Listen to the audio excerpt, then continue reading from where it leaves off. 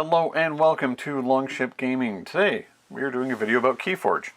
You may be asking why, since it's a two-player card game. Well, it's because Fantasy Flight, now Ghost Galaxy, the current publisher, have released to date 3 solo scenarios for this great game. I'm glad it's back from the dead. It had a rough launch. Launched in 2018, was building some momentum under Fantasy Flight. Then a global pandemic happened, and the algorithm that's used, and I'll get to this in a minute, the algorithm that is used to create unique decks for this game was lost under mysterious circumstances. Some say it was sabotage, some say it just broke on its own, who knows. But it's back from the dead, recently fulfilled its Kickstarter, and has a new set out called the Winds of Exchange with a new faction. So we'll go into more depth of this later.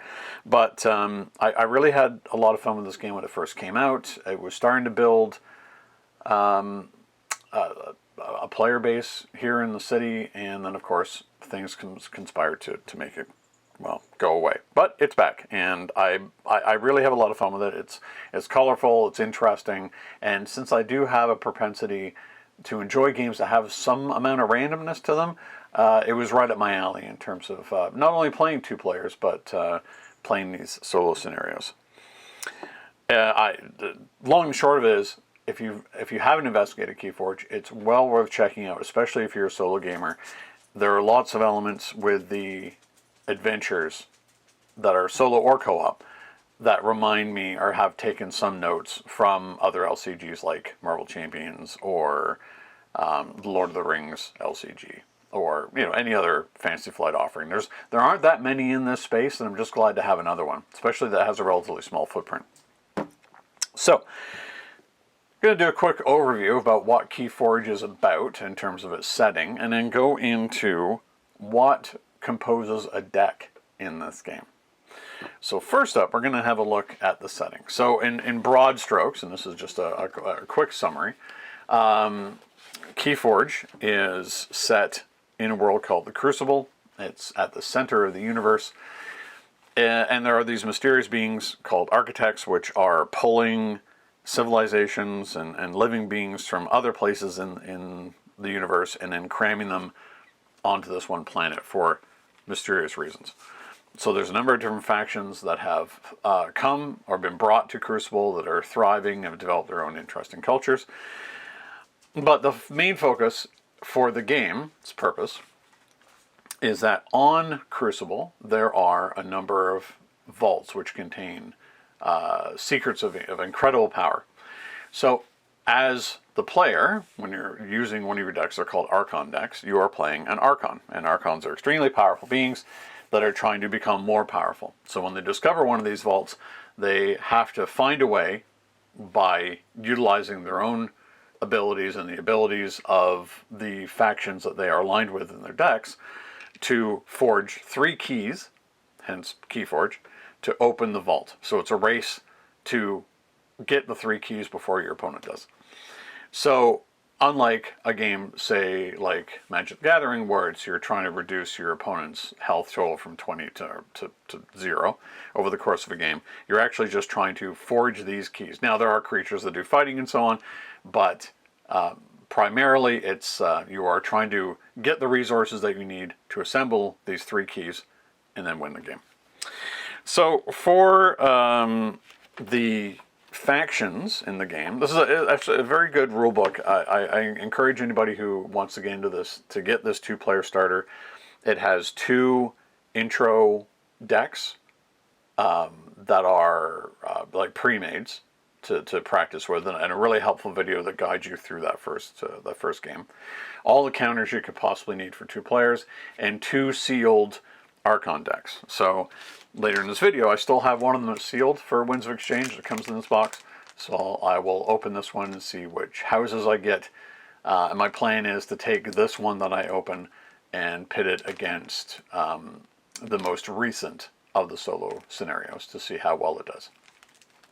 So what's the setting like overall, other than what I described? Well, the important thing on Crucible and to the Archons are the houses that exist. So these are people that have been brought to Crucible from different places of the universe, have formed their own sort of cultures, and this is what you derive your decks from. So each deck has 3 houses associated with it, and they have different kind of play styles, but the idea behind the algorithm in assembling these random decks is that they all work together. The algorithm puts cards together that complement one another. So we'll go into that again a bit later on when we open the deck. So as a quick introduction of the different houses in the game, at this point they introduced a new one in Winds of Exchange called Enkidu. So we have Brobnar, a race of like, or not a race, like a collection of really fighty giants and goblins and other sorts of fantasy races that, because they take so much damage in combat, replace parts of themselves with cybernetics. So typically the brawling faction. Dis, which are a like biomechanical demons for the most part. You've got Equidom, which is the new one, which are a collection of traders and barterers. They also, of course, have their own forces that they can muster. So, but a lot of their abilities have to do with getting fair trades or getting the best part of a trade. The Geistoids, which may be connected in the fluff to Dis, but they are essentially ghosts. Ghosts inhabiting machines. Then we have Logos, a collection or a city of robots and intellectuals seeking out pure knowledge. Mars, an ancient civilization of aliens split between 2 different groups, like the thinkers and organizers, and then the warriors. The Sanctum, a group of protector knights who protect the innocent people of the people who are not involved in these conflicts on Crucible. They are like paladins in power armor, essentially. Saurian was basically dinosaurs. Smart dinosaurs, sort of organized around Roman Empire principles. The Shadows, which is a loose collection of ne'er-do-wells, sort of like a thieves' guild, mostly made up of elves, but of other species that have fallen under them. And Star Alliance, which is sort of like Starfleet in Star Trek. They were a single ship that got brought to Crucible, and they're trying to find a way off it. They're extremely diverse, extremely high-tech, kind of pulpy in a way, like jetpacks and ray guns and so on. But they're ostensibly the good guys, and they're just trying to find a way back to the Star Alliance. The Unfathomable, so basically it's a group of mer people and that worship sea gods beneath the vast oceans of Crucible. And then the Untamed, which is a collection of basically intelligent, hyper-evolved beasts and their allies. So again, another sort of fighty faction in the game. So each deck, as I said, can be made up of each one of these factions, or 3 of these factions, I should say. And it's always a mystery as to which ones you get in one of these packs. And there's 2 ways to play it officially. You can play sealed, or 3 ways I should say. Sealed, which is you buy a pack. These are about $13, $14 Canadian for 36 cards in a deck. Or you play in the official tournament formats where you play Alliance, where you get 3 of these sealed ones, and that's the only time you actually assemble one. So you have to use one of the Archons that you get as a base, and then use cards from the other 2 decks to fill in those houses. So hopefully you get a lot of crossover between the 3. Since there are so many houses, you have to choose at some point. Or there's, I guess you could call it a constructed format, where you already have a selection of decks available. Because eventually when you play this game more, you will have a lot of these decks. and some decks are better than others. I'll go into how that's evaluated later on in a section under resources. But for now, we'll be right back. We're going to open this up, and we're going to have a look at what the Winds of Exchange have brought for me in this sealed deck. All right, so we're going to open up our sealed deck here of Winds of Exchange. Let's see what we got. I was hoping they would have, you know, like a lot of companies are switching over to paper now. I wish they had done that. I can kind of understand why. Maybe they don't have the resources as a starting company to do that. Just got to get this open. Should have brought a knife over. Let's see what I can use here. There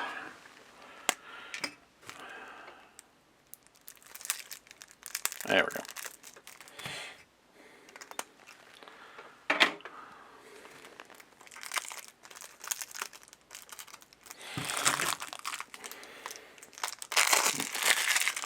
Okay, so the first thing you notice when you open one of these is you've got the name of the faction here, or the name of the deck. So this, right on top here, cards are slippery. The deck name here is Haifetz, the Deacon of Assini. So everything about this deck is unique. From the artwork and coloration of your Archon, the name, and the 3 factions that are in this. So for this deck I've opened, it has Sanctum, Saurian, and Unfathomable as the factions in this deck. When you flip it over, you have the contents of the deck itself. So you have the name, of course, and all the cards that consist of each one. So you have 12 cards in each one of the factions. They do have different rarities, denoted by the symbols along the side. So as you can see here, in Sanctum, we have 2 rares, the stars here. Then we have Senator Brachus in Saurian is a rare, bunch of uncommons, and the Chosen One in Unfathomable. So these blue ones here are enhanced cards. So they are enhanced by another card in the game, which is an interesting thing. So not every one of these cards are always going to be the same. Another card in here will enhance these blue ones to be slightly different from cards normally that you would open up. So there's rarity in terms of their rarity as they appear within the deck generation, but of course there's no real outside value to this because there's no constructed format. So this is just telling you, here I've got these relatively rare, powerful cards in this particular deck. So we also have the deck code and a QR code. That, and I'll get into that with resources later, that's the unique code for this. So when you buy one of these, you can place it into the Master Vault, or even play it online on an online version of the game called the Crucible by just using that code. So this code, by the time I put this video up, I'll already have used this one, so nobody else can use it. It'll be claimed under my ID. So the other thing to note is you get a little quick reference card here for the things that occur are possible within your deck, but also newer terms or mechanics within this particular set. And this is the reminder of the token creature that we have for this deck. So in Winds of Exchange, every deck has a token creature, as denoted by 1. We have this. It's a defender. It's a Sanctum Defender. So an attack of 1 and basically armor of 1. Or I should say damage. Well, I'll say it's attack. Maybe I'll get the terms wrong, but to me it's always attack. And you look on the back of these decks here that you have that as your token creature. So if you have cards in your deck that say put on a token creature under whatever circumstance, that's when You always have this out as a reference, so you just play these face down, and that counts as a token creature. So there are different kinds, and in this case, we have these defenders, these kind of real lightweights. So as we have a look through the deck, you can see they're grouped by house. So here's all the unfathomable. Then we have our Saurians, and lastly, we have Sanctum. So what I'll do is I'll lay out a sample game here that I may have started with to give you an idea how the game plays. I won't really go into huge depth about it. The really good place to start is on the Keyforging site. There is a video that guides you through gameplay sequencing. But of course, like any game, there's a lot of nuance to it. So a lot of these are all new to me. I mean, and the other deck I opened from Winds of Exchange were also Saurian and Sanctum, but I have yet to play anything with Unfathomable. I do have some older decks back from 2018, 2019, from the very first set that, of course, are somewhat limited because they don't have quite as many. They're still entirely playable. They just don't have as many interesting new mechanics or houses as they do now. So what I will do is I will be right back. I will have set up a sample game just to demonstrate what the game looks like when you're playing it. We'll be right back.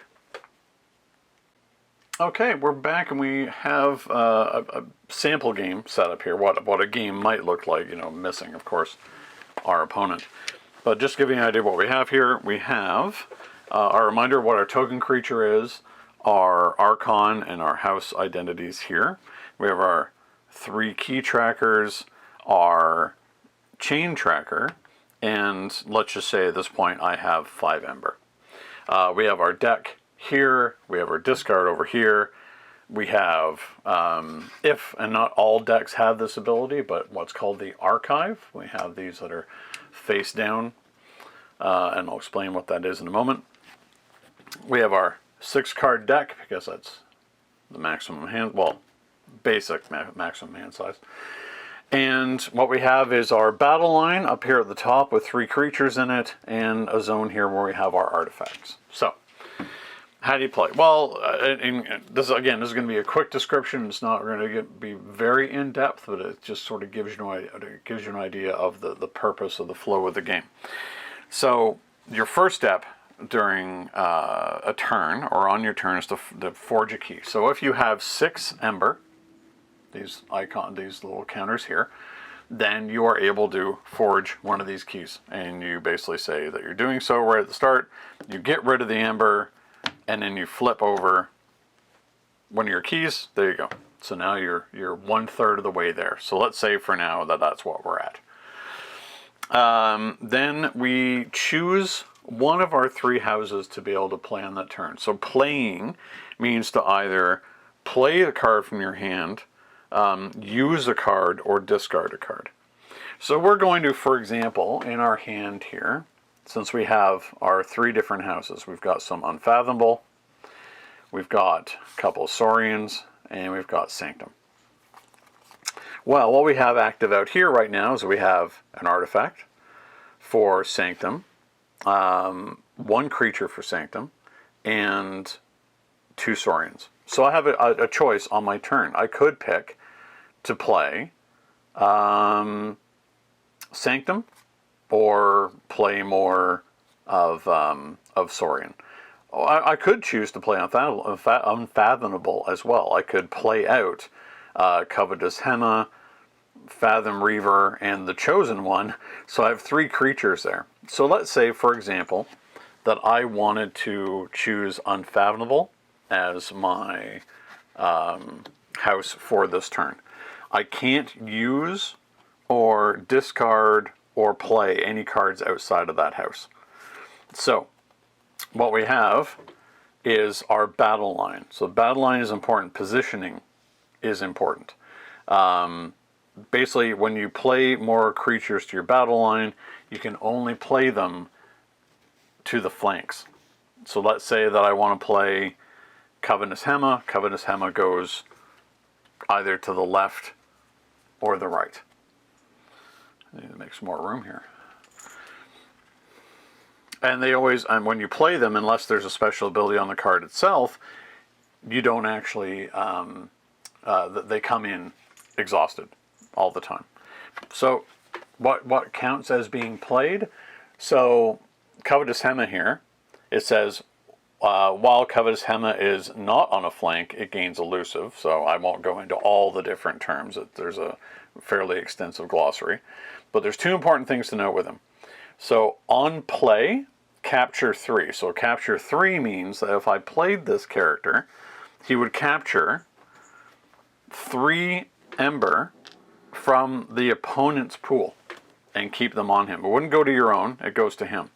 Now, there's an additional thing here, and I think I mentioned what enhancements were. There's somewhere, one of these cards has an enhancement that's actually given Covetous Hema an extra little ability here. This little triangular symbol, if I can get it focused in, there we go, with like lightning bolts, that means that he's been changed somewhat. And this symbol here means that when you play him, he gets another Ember captured from the opponent. So he's sitting on 4. I mean, that makes a lot of sense, right? So that's a good enhancement for him. It just really boosted his abilities.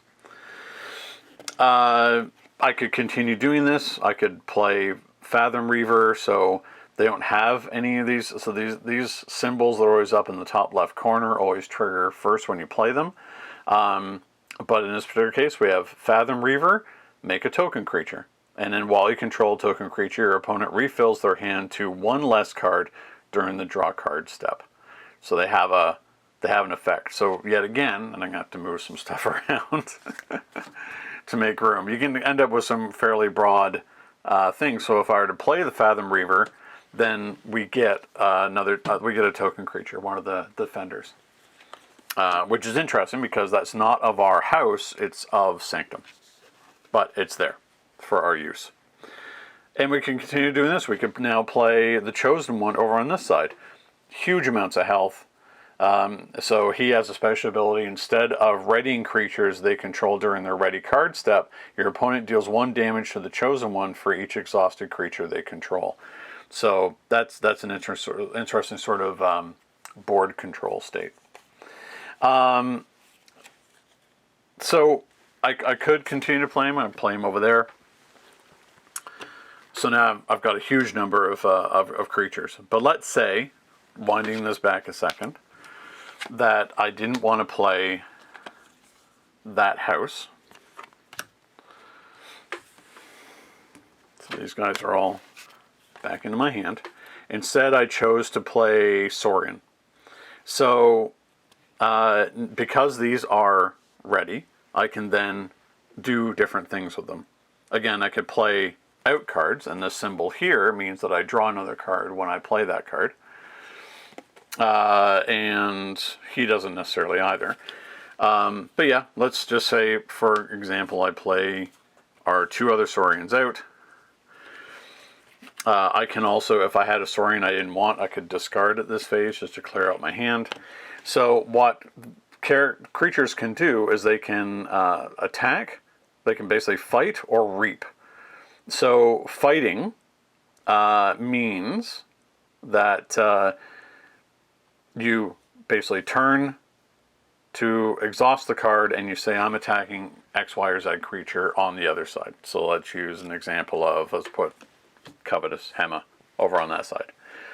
So in this particular fight, he will do 2 damage. So you track the damage on them. But the 3, of course, will kill Legionary Trainer, which is not the best trade-off, but you have to be careful of who you attack and who you don't. The damage stays on unless you have abilities that allow them to. So let's say we attacked with Senator Brackus instead. He would kill Covetous. Covetous would do 3 damage to him. That doesn't reduce his fighting. Or his, I'm using a Shadow Fist term there. It doesn't reduce the amount of damage that he actually does, but he only takes 1 more to remove him from the board. The other thing they can do, so let's say that we had him fight, killed Covetous, and then we could have the Legionary Trainer reap. So what reaping does is you take an amber from the common supply, add it to your pool. So at the end of your turn, you then ready all of your exhausted cards and draw back up to your hand of 6. So we can see here for next turn, you would have 3 Unfathomable still, 2 Sanctum, and 1 Saurian. This one would be a really good one. Sanctum might be good to play next turn. You can see on this one here, it has 3 symbols now. So basically you get an Ember from the Ember pool, you capture one, and then you draw a card as well, which is kind of handy. Although in this case, because it's not a creature, one of your creatures captures it. Oh, okay. So you could assign this capture to any creature, and it has a play effect. These are actions as opposed to creatures or artifacts. So if there are more enemy creatures than friendly creatures, destroy an enemy creature, which is pretty powerful.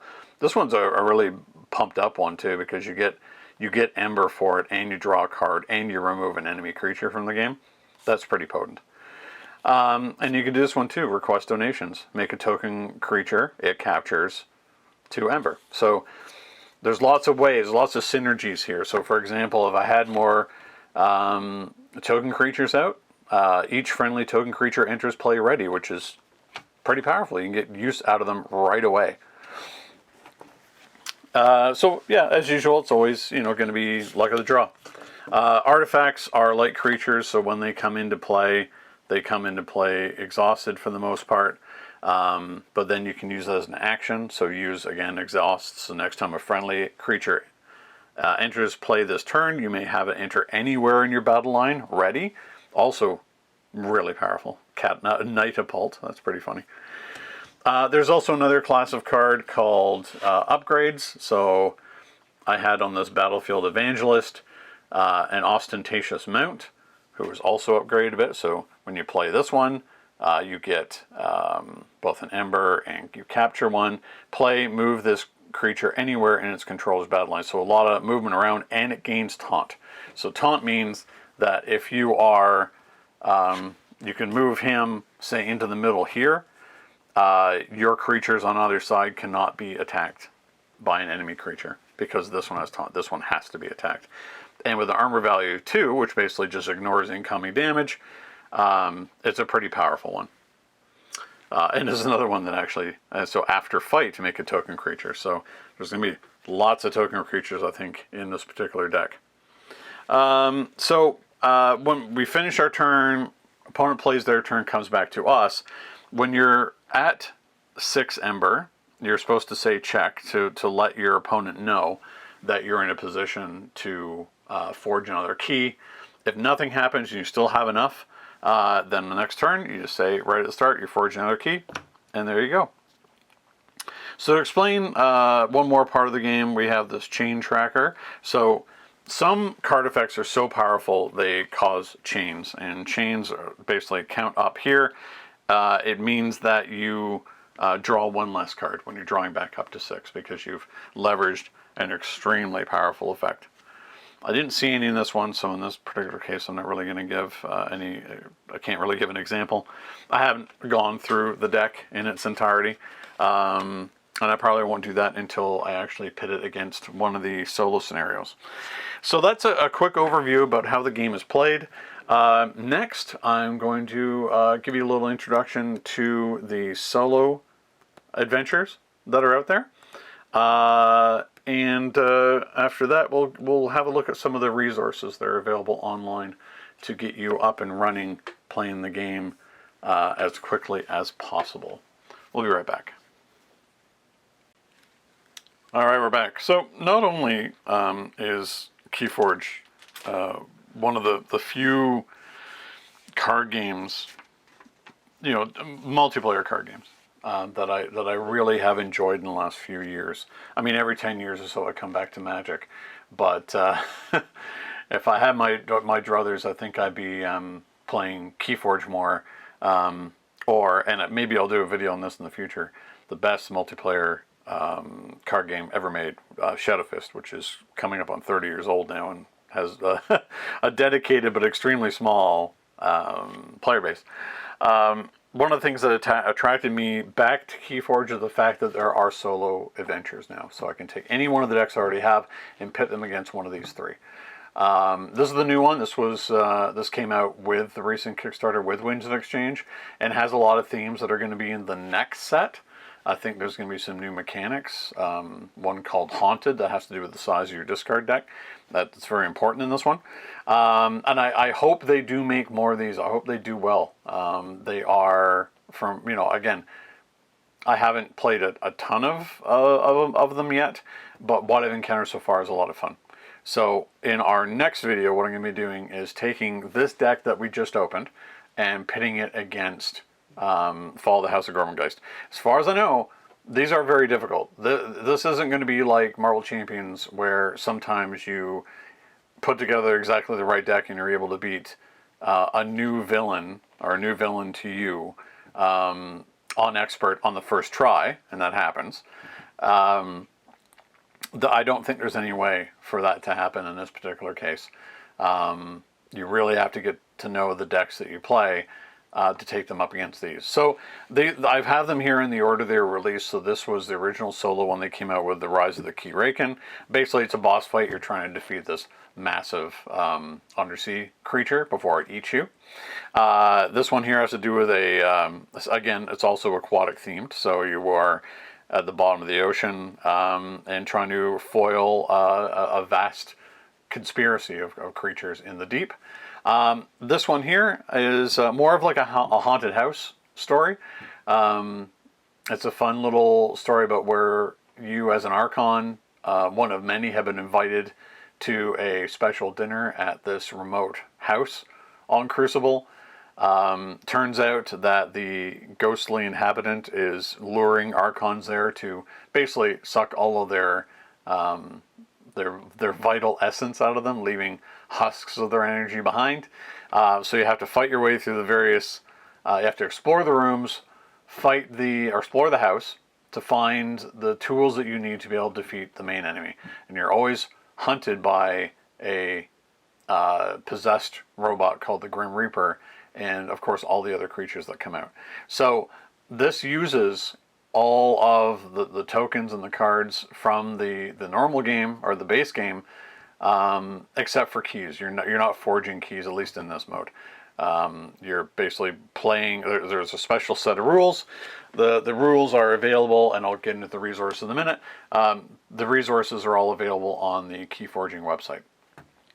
So if you are, like I am, a fan of living card games, there aren't that many out there, but Keyforge Adventures feels like an LCG, just with the twist, of course, that you have randomly generated decks that you're taking up against it.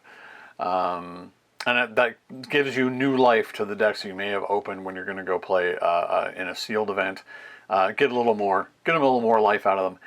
Even ones that are, and I will get into this in a moment, that are regarded by an evaluation site that's out there as not being very good competitively, they may work very well up against solo scenarios. So you don't just have, I guess, what people consider to be bad decks.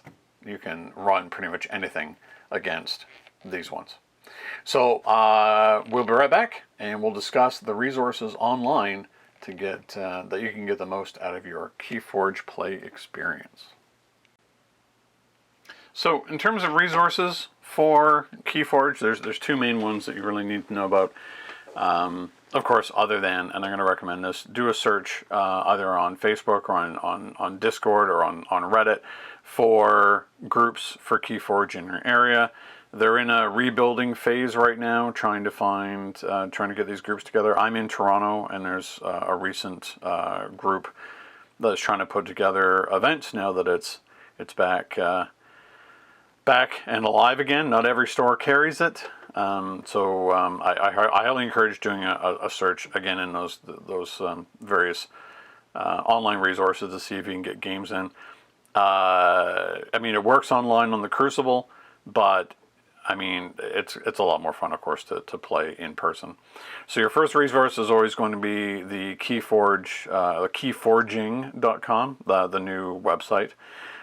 This allows you to basically review what the game is, to learn more about how to play the game, upcoming events, the vault tours that they do, and so on. These big sort of national events that they are trying to continue with a restart. One thing, of course, is going to your master vault. So I haven't logged in here, but I'm just showing you here what basically, this is how you upload your decks to the website. So you type in the deck code. You have to, of course, set up an ID. Then you have access to all the decks. You can keep track of their win-loss, either in casual play or tournament play. And when you upload or input one of these decks to your own, you gain Ember, and Ember allows you to trade that in, for example, for major event tickets, and so on. There is supposed to be a whole tournament structure. I am not entirely sure, because since it's still early days for that, and they still seem to be having some problems, but they're going to have like an online, their own tournament program to run, and I'm assuming with that if you win events, you get Ember, and it just goes on from there to buy into these larger events. So it's interesting because you can always go in here too and see recently discovered decks. So I just recently uploaded mine, but I don't see mine in here anywhere. So there's a lot of these that are getting plugged in. One thing I should note, of course, is that the decks are still out there from the previous version, and they're perfectly compatible and perfectly usable within the existing game. I think there was like 5 or 6 expansions. So it had some legs to it, and I'm hoping it continues to have some. But this is your first stop to be able to, you get your deck, you create your ID, you upload that, so that deck is now registered to yourself, and no one else can use it. Oh, they can use it. You can always publicize it, and people can play around with it, but you own that within their official system, within their master vault. So the second thing is, and this is I find this is a little controversial. There's another site out there called Decks of Keyforge, which actually has a method to determine whether or not your deck is good in competition with other ones.